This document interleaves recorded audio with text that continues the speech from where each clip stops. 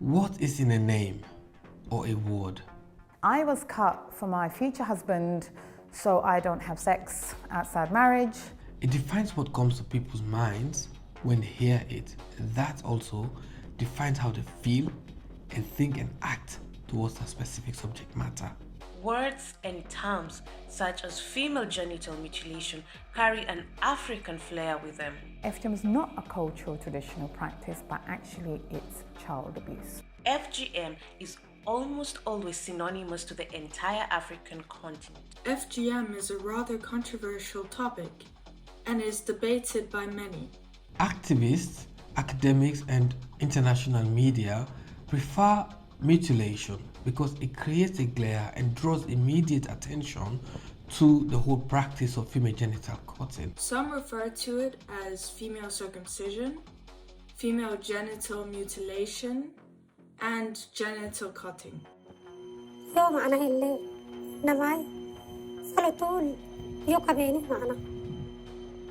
Is it wrong to use mutilation to describe female genital cutting? Welcome to Just Africa YouTube channel.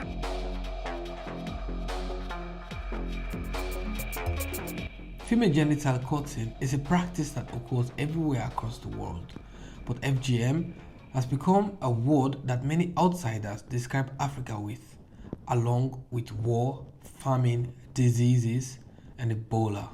The history of such a practice is actually unclear.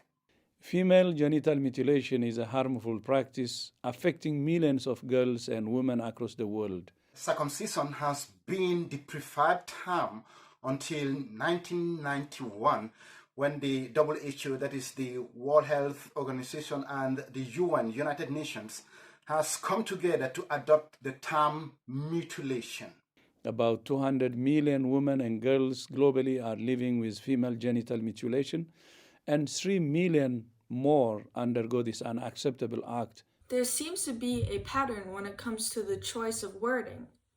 International media and academia often use words such as mutilation. Although a UN rapporteur has warned against the practice of the term mutilation in 1999, you and I, for instance, has until today continued to call it mutilation. Why are campaigners not sticking to words such as female circumcision or genital cutting?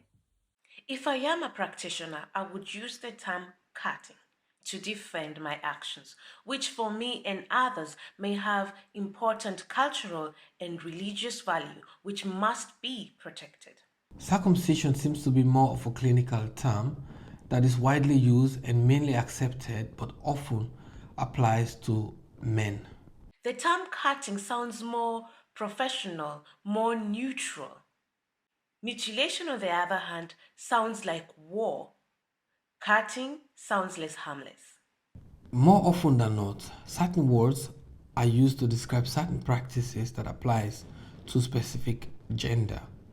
But quite often these words are chosen based on how people feel and how people understand those topics. There is no specific circumstances, there is no specific rule, a general rule that necessarily govern how people choose these words.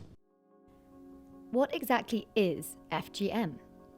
FGM is the non-medical practice that intentionally removes female genital organs.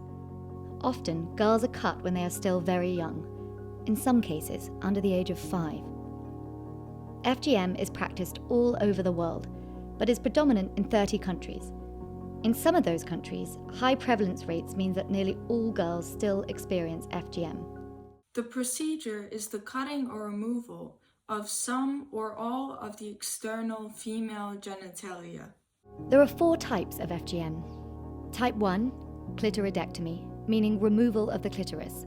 Type 2, excision, meaning removal of the clitoris and the labia. Type 3, infibulation, meaning a narrowing of the vaginal opening, sometimes through stitching. Type 4, all other harmful procedures not covered by the first 3. The procedure itself is far more complex than people actually think it is. And this procedure has been part of African cultures, or some African cultures, for many years. But with culture comes controversy. It is pretty clear that this procedure can have both long and short-term health effects, such as complications during childbirth, possible infertility, or even psychological trauma, just to name a few. It is also clear that this procedure is often used without anesthesia or sanitary tools, which may cause a lot of pain and trauma. They grabbed me, pinned me on this table. Women who held me down, these were aunties, family members, family friends. Before I knew it, I was screaming and I could feel my flesh being cut off. Once you undergo something like this, there's no way back. There's no way back from this. These complications today have been the bedrock of so many campaigns against the practice. Girls have a right to bodily autonomy, and it's not up to us to decide what's being cut or what's not being cut. My name is Jaha Dukure, and I'm originally from the Gambia. But many have argued that these campaigns have failed woefully because of the underlying class of cultural perceptions that have not been addressed until today. Activists, on the other hand, do not think culture is an excuse enough to continue the practice, because they think sometimes the girls who are getting caught do not give their consent for the procedure to be carried out on them. So the use of any less powerful word might reduce the meaning of the female genital cutting. So the preferred word for most activists is mutilation.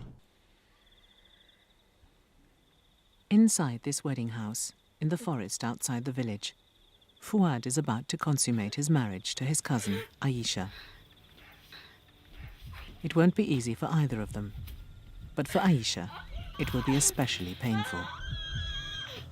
She was circumcised when she was 10 years old, sewn up and left with a tiny hole for urine. Fuad has his manhood and his honor to consider, but he does not succeed tonight. The next night, the struggle will resume.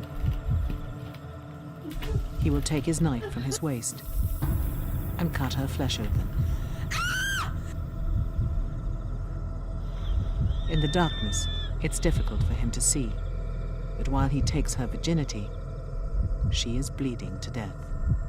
This is similar to how cigarette companies are forced to use graphic images on their packages to discourage people from carrying out the practice. Why is it that international media and academia choose to stick to words such as mutilation? Why is it that campaigners don't use words such as cutting or female circumcision?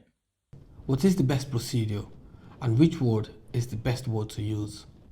If anyone ever tells you that the genitals of all African females are being mutilated or have been mutilated, tell them that is a big fat lie.